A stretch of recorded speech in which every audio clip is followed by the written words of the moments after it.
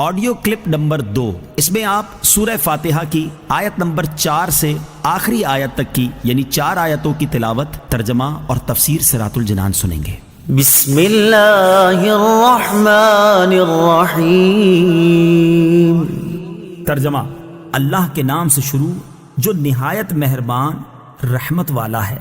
ایاک نعبد و ایاک نستعین۔ ترجمہ: ہم تیری ہی عبادت کرتے ہیں اور تجھ ہی سے مدد چاہتے ہیں۔ ایاک نعبد و ایاک نستعین، ہم تیری ہی عبادت کرتے ہیں اور تجھ ہی سے مدد چاہتے ہیں۔ تفسیر صراط الجنان میں اس کی تفسیر کچھ اس طرح ہے۔ اس سے پہلی آیات میں بیان ہوا کہ ہر طرح کی حمد و ثنا کا حقیقی مستحق اللہ تعالیٰ ہے، جو کہ سب جہانوں کا پالنے والا، بہت مہربان اور رحم فرمانے والا ہے۔ اور اس آیت سے بندوں کو سکھایا جا رہا ہے کہ اللہ تعالیٰ کی بارگاہ میں اپنی بندگی کا اظہار یوں کرو کہ اے اللہ عز و جل، ہم صرف تیری ہی عبادت کرتے ہیں، کیونکہ عبادت کا مستحق صرف تو ہی ہے اور تیرے علاوہ اور کوئی اس لائق ہی نہیں کہ اس کی عبادت کی جا سکے، اور حقیقی مدد کرنے والا بھی تو ہی ہے۔ تیری اجازت و مرضی کے بغیر کوئی کسی قسم کی ظاہری، باطنی، جسمانی، روحانی، چھوٹی بڑی کوئی مدد نہیں کر سکتا۔ وَإِيَّاكَ نَسْتَعِينُ، اور تجھ ہی سے مدد چاہتے ہیں۔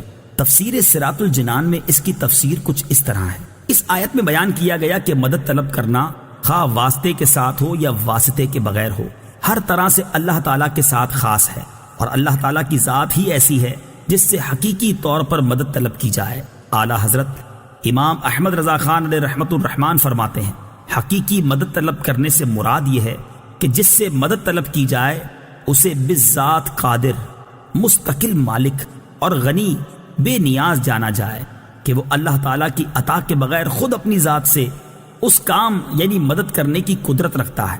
اللہ تعالیٰ کے علاوہ کسی اور کے بارے میں یہ عقیدہ رکھنا ہر مسلمان کے نزدیک شرک ہے، اور کوئی مسلمان اللہ تعالیٰ کے علاوہ کسی اور کے بارے میں ایسا عقیدہ نہیں رکھتا، اور اللہ تعالیٰ کے مقبول بندوں کے بارے میں مسلمان یہ عقیدہ رکھتا ہے کہ وہ اللہ تعالیٰ کی بارگاہ تک پہنچنے کے لیے واسطہ اور حاجات پوری ہونے کا وسیلہ اور ذریعہ ہیں۔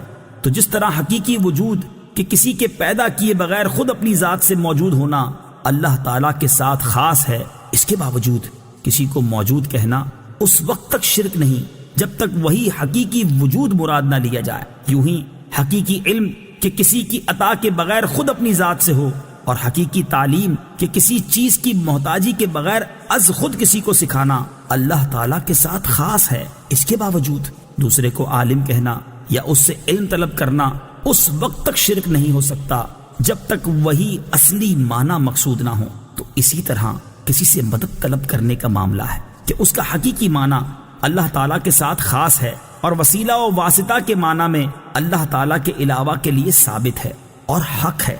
اہدنا الصراط المستقیم۔ ترجمہ: ہمیں سیدھے راستے پر چلا۔ اہدنا الصراط المستقیم، ہمیں سیدھے راستے پر چلا۔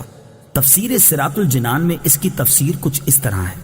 اللہ تعالیٰ کی ذات و صفات کی معرفت کے بعد اس کی عبادت اور حقیقی مددگار ہونے کا ذکر کیا گیا، اور اب یہاں سے ایک دعا سکھائی جا رہی ہے کہ بندہ یوں عرض کرے، اے اللہ عز و جل، تو نے اپنی توفیق سے ہمیں سیدھا راستہ دکھا دیا، اب ہماری اس راستے کی طرف ہدایت میں اضافہ فرما اور ہمیں اس پر ثابت قدم رکھ۔ صراط مستقیم کا معنی، صراط مستقیم سے مراد عقائد کا سیدھا راستہ ہے جس پر تمام انبیاء کرام علیہم الصلوۃ والسلام چلے، یا اس سے مراد اسلام کا سیدھا راستہ ہے جس پر صحابہ کرام رضی اللہ تعالی عنہم، بزرگان دین اور اولیاء اعظام رحمت اللہ تعالی علیہم چلے، جیسا کہ اگلی آیت میں موجود بھی ہے۔ اور یہ راستہ اہل سنت کا ہے کہ آج تک اولیاء کرام صرف اسی مسلک اہل سنت میں گزرے ہیں۔ صراط الذین انعمت علیہم غیر المغضوب علیہم ولا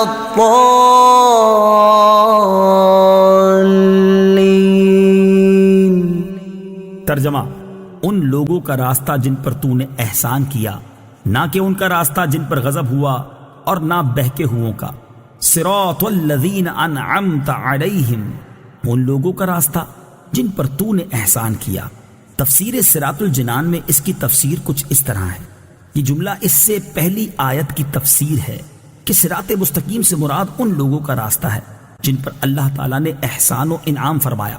آیت ولضالین سے متعلق شرعی مسئلہ، بعض لوگ ولضالین کو ولضالین پڑھتے ہیں، ان کا ایسا کرنا حرام ہے۔ اعلیٰ حضرت امام احمد رضا خان علیہ الرحمت الرحمان فرماتے ہیں ضاد ضا ذال زا سب حروف متباینہ متغائرہ یعنی ایک دوسرے سے جدا جدا حروف ہیں، ان میں سے کسی کو دوسرے سے تلاوت قرآن میں قصدن بدلنا، اس کی جگہ اسے پڑھنا، نماز میں ہو خواہ بیرون نماز، حرام قطعی و گناہ عظیم، افتراء علی اللہ و تحریف کتاب کریم ہے۔